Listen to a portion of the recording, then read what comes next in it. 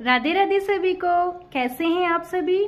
आज का हमारा टॉपिक है, क्या व्यक्ति को पुरुषार्थ नहीं करना चाहिए। बहुत सारे लोग कहते हैं जब सब कुछ प्रारब्ध में ही लिखा है तो हम नया कर्म क्यों करें। राइट, लोगों का कहना भी सही है, जब सब कुछ पहले से ही लिखा है तो हम पुरुषार्थ क्यों करें। पुरुषार्थ का अर्थ हम ऐसे समझ सकते हैं कि जीवन जीने का उद्देश्य या लाइफ के कोई उद्देश्य। ठीक है, देखिए जब हर किसी का एक नियम होता है, ठीक है, चाय बनाने की एक रेसिपी है, खाना बनाने की एक रेसिपी है, उसी तरीके से कर्मों के भी कुछ नियम होते हैं, उसकी भी कुछ रेसिपी है। हम इस बात को ऐसे समझते हैं। तो कर्म ने अपने आप को अलग अलग भागों में बांट करके रखा है। ठीक है, तो जब कर्म पकते हैं तो हमारा प्रारब्ध बनता है। तो बहुत सारे लोग कहते हैं प्रारब्ध तो बन गया है, अब हमने प्रारब्ध को भोग भी लिया है, तो अब हम काम क्यों करें, हम पुरुषार्थ क्यों करें। ठीक है, तो देखिए क्या होता है ना, व्यक्ति के जीवन में हर चीज पहले से डिसाइड होती है। तो हमारे प्रारब्ध में यदि लिखा है कि हमें नौकरी मिलेगी तो हमारा पुरुषार्थ ये बनता है कि हम उस नौकरी को अच्छे से करें। राइट, क्योंकि वो हमारे हाथों में है।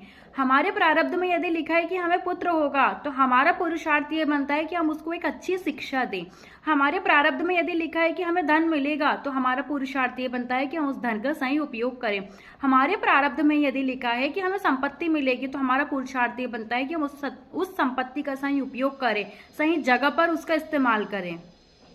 ठीक है, आई होप आपको ये बात प्रारब्ध और पुरुषार्थ की अच्छे से समझ में आई होगी। प्रारब्ध प्री डिसाइडेड है, पुरुषार्थ हमको करना पड़ता है।